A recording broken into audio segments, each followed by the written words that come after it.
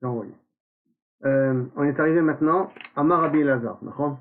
Amar Elazar, un ben Keben Shivim Shana, vous connaissez tous l'histoire de Rabbi Elazar, donc vous avez vu tout ça. Toute la marloquette, il a jamais été zoché de faire Yetziat Mitzrayim Balilot. C'est quoi être zoché? Quoi zoché? Tu n'as jamais eu la possibilité de parler de Yetziat Mitzrayim dans la nuit? C'est aussi Kaviachol. C'était possible, d'accord? Alors, qu'est-ce qu'il y a de spécial? Jusqu'à que Benjamin, il a fait une dracha, et il a fait une dracha spéciale. Le Mantiskor Yom Tzetecha Me'eret Mitzrayim, Kol Yeme Chayecha. Dans le mot Kol Yeme Chayecha, ça vient rajouter, c'est enseigné deux choses.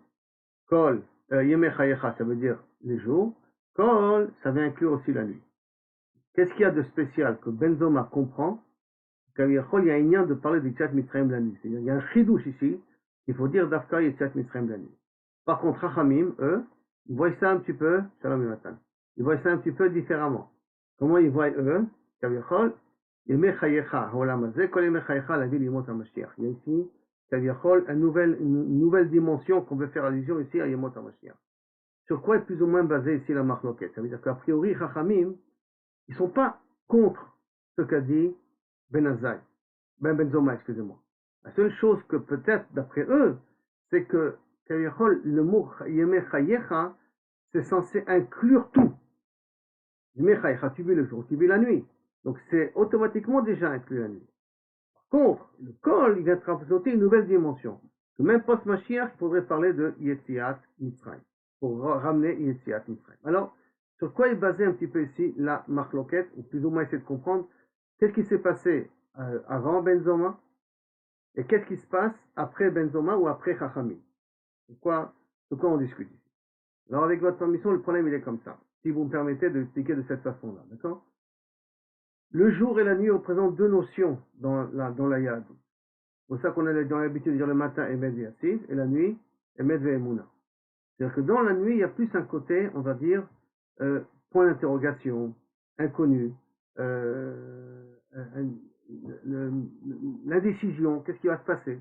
Alors que le jour, quand la lumière c'est clair, quand le soleil, les chemins ils sont brouillés devant toi. Alors, qui me dit que je dois raconter, ou je dois parler de Yetziat Mitzrayim pendant que je suis dans les problèmes, pendant que je suis dans la souffrance? Est-ce que c'est au moment de la souffrance de parler, souffrance symbolisant la souffrance? C'est un moment qui est censé parler de la Géoula. Mais je suis en train de souffrir là maintenant. Quand je vois que c'est clair, je vois qu'Akadosh Baruch Hu, il est là, tout est devant moi, alors c'est normal que je peux louer Akadosh Baruch Hu correctement. Il n'y a pas de raison que non, puisque j'ai tout qui se présente devant moi. Tout est clair, je vois Boré Olam à chaque instant. Donc je suis entièrement enflammé à pouvoir louer le Créateur. Mais quand je suis renfermé au fond de moi, hein, renfermé chez moi à la maison, je ne comprends pas, mais qu'est-ce qui me va avec ce corona-là, qu'est-ce qui me va avec tous ces problèmes, pourquoi, comment expliquer les événements qui se passent? Comment je peux rappeler les miracles que je m'a fait? À quoi ça va me servir? Donc, dans la Vamina au départ, la mitzvah est d'Afka le jour. Je viens Benzoma, il te dit non, mon petit. Il y a ici une notion que la Torah veut t'apprendre. Tu ne dois pas remercier Akadosh Baruch Hu et que tout va très bien.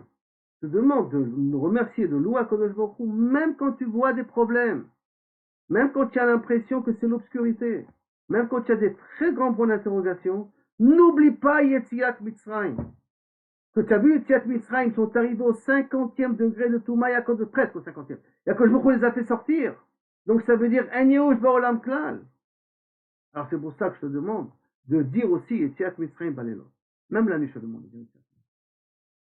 Et quand, même dans les difficultés, tu dois ne pas jamais te déconnecter parce que d'apprendre, c'est-à-dire en d'autres termes, du point de vue psychologique, quand on fait une analyse psychologique, quand il y a des problèmes, ne pense pas, essaie de te remettre dans les moments de bonheur qu'il y avait dans ta vie. Par exemple, dans un problème de couple, quand il y a des fois des tensions, alors tu as envie de tout faire, tout casser, ne rappelle-toi, il y a des moments où il y avait de bonheur avec ta femme. Où la femme est dit, il y a des moments où il y a de bonheur avec ton mari. Et s'accrocher sur ces moments-là pour continuer à pouvoir passer l'obscurité, parce que le lendemain, il y a automatiquement la lumière qui vient. La lumière sera obligée de venir le lendemain matin. C'est obligatif et c'est impératif. Donc, par conséquent, au départ, on pensait que pendant que j'ai des douleurs, c'est pas de raison de me rappeler mon passé, parce que ça va me servir à rien. Je peux pas vraiment louer le Créateur quand j'ai mal au ventre. Réponse, non, le col, vient t'apprendre que même quand il y a mal, rappelez-vous le Maroc, qu'on a parlé dans Arba Kushiot, même quand il y a mal, je te demande de te rappeler d'où tu viens, parce que ça va te donner des cochotes pour pouvoir t'en sortir. Ça maintenant. Pourquoi ça a plu à Ben Azaï, à Rabbi Lazar Ben Azaria? Ça veut dire que maintenant il est passé d'un niveau de Eno Metsuve Veose, parce que c'est fort possible qu'il parlait de Yetziat Mitzrayim pendant la nuit. Mais il pensait qu'il le faisait sans aucun chiyuv, aucune obligation. Maintenant, il est content qu'il a le srou d'être mais comme une mitzvah, même quand il parle de Yetziat Mitzrayim dans la nuit.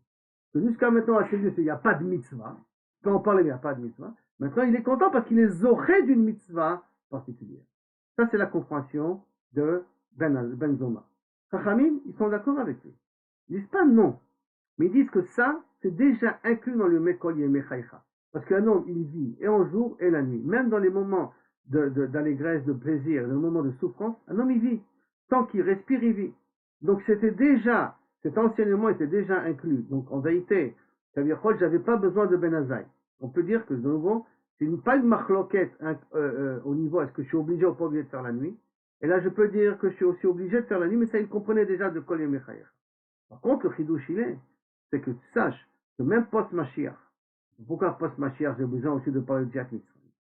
Donc c'est très bien que il y a marqué dans le Navi, Nehemia et tout ça, que la Tid Lavo, quand il y aura la Géoula Atidit, alors à ce moment-là, on ne dira plus à Kodesh Baruch Hu les a fait sortir d'Égypte. On dira à Kodesh Baruch Hu les a fait sortir du pays du Nord. L'Europe, la France, comme vous voulez, le Russie. En tout cas, il va faire sortir de la dernière galoute. C'est là comme ça qu'on va louer le Créateur. Alors dès que ça veut dire quoi qu'on va louer le Créateur, ça veut dire que la Pessah, il va perdre de toute son importance. Quand il va perdre de toute son importance, qu'est-ce que tu aurais pu croire qu'il va être effacé de l'historique de Israël, puisque c'est un renouveau, Mashiach. C'est une nouvelle dimension, Mashiach. C'est plus la même chose, c'est Adam Arishon avant la faute. On rentre carrément dans une autre sphère avec Mashiach. Quand on rentre dans une autre sphère, notre passé ne nous intéresse plus. D'accord? Quand vous avez la Enara, Bezrat Hashem, en tout cas, vous avez plus ou moins tous eu un diplôme du Machon Lev ou un diplôme d'université, quel qu'il soit. Comme vous avez eu le diplôme, le bac ne vous intéresse plus. Vous n'avez plus parlé au bac, j'ai eu mention. Tu te donnes à faire ton bac, moi. Maintenant, tu es devenu ingénieur. Tu as un torché, tu me dis que ton bac, tu as eu mention. À quoi ça sert? Vous comprenez? Donc, toujours, le passé qui est passé est passé. Je dis non, non, non, non, non. Même post-Mashiach, tu ne dois jamais encore oublier d'où tu viens. Ça, c'est la première explication qu'on peut essayer de donner à Philo Limot HaMashiach. Philo Limot HaMashiach, on doit parler du Yetziat Mitzrayim, parce que même que tu arrives à la fin de l'histoire, et que maintenant que tu arrives à la fin de l'histoire, donc j'ai plus besoin de parler, puisque je suis dans une nouvelle dimension, dans une nouvelle état, quand même, je te dis, non. Sache que le Mashiach, d'accord, il a besoin encore de Yetziat Mitzrayim. Parce que tout le fait que tu as été choisi, c'est grâce à Yetziat Mitzrayim. Première façon de comprendre la Svara de Chachamim. Deuxième façon de comprendre la Svara de Chachamim. Pourquoi Philo Yimot HaMashiach? Parce que sache que Yimot HaMashiach t'es zoché grâce à Yetziat Mitzrayim. Ça veut dire que si maintenant tu mets saper Yetziat Mitzrayim comme il faut, tu fais Yetziat Mitzrayim comme il faut, tu auras le srout de pouvoir le répéter aussi post-Mashiach. Parce que toute l'existence de Mashiach est par rapport à Yetziat Mitzrayim. C'est Yetziat Mitzrayim qui a créé la notion de Mashiach.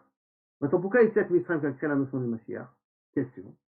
Pourquoi? S'il n'y aurait pas Yetziat Mitzrayim, sans Europe Mashiach, on ne serait pas venu, mais tout simplement. Si on serait qu'à rester 400 ans en Égypte, il n'y aurait plus les autres Galouyot. Et s'il n'y aurait pas eu les autres Galouyot, on ne serait plus parti en exil. Si on n'est pas parti en exil, donc là, à ce moment-là, Kaviachol, en Matan Torah, le Malach HaMavet serait mort. Et quand le Malach HaMavet serait mort, déjà Matan Torah, Paskazo au Matan, à ce moment-là, on n'a pas besoin de Mashiach. Mashiach ne vient que parce que malheureusement, on n'est pas resté 400 ans en Égypte. On est resté 210. En restant 210, maintenant on a besoin de toutes les autres Galouyot pour terminer le travail qui n'a pas été terminé à Yetziat Mitzrayim. C'est pour ça qu'il vient te dire que sache que la vie, l'imot HaMashiach, c'est même la vie, d'abord, il faut comprendre dans les mots, la vie, l'imot HaMashiach, amener le Mashiach. Qui est-ce qui amène le Mashiach? C'est Yetziat Mitzrayim, premièrement. Et deuxièmement, tu auras besoin de le dire après. Parce que si maintenant, dans Yetziat Mitzrayim, tu serais resté les 400 ans, tu n'aurais pas eu besoin de parler de Mashiach. Parce que le Mashiach aurait été Moshe Rabbeinu d'auto in facto. Et on serait rentré en Israël in facto, il n'y aurait plus de Galouyot, le monde aurait fini d'exister. Parce que la mort aurait disparu, et toute l'histoire serait arrêtée. Et on aurait eu rien que on aurait eu le Chamsha Chumshet Torah, peut-être le début de Sefer Yoshua pour la conquête d'Eretz Israël, et toute le canon biblique serait arrêté là. Pourquoi il y a la suite? Et pourquoi le Navi doit parler de Mashiach? Parce qu'on n'est pas resté 210 ans en exil. C'est pour ça qu'il y a marqué la vie, l'imot, HaMashiach. D'accord, c'est clair cette idée? C'est ça? Ok. Baruch HaMakom, Baruch Shomer Avtachato, ça c'est lié au Arba Banim. Alors comme c'est lié au Arba Banim, avec votre permission, je voudrais le mettre ça en monobloc avec la suite qui a marqué qu'on va voir par la suite. C'est ça? Donc j'arrête ici le chiot.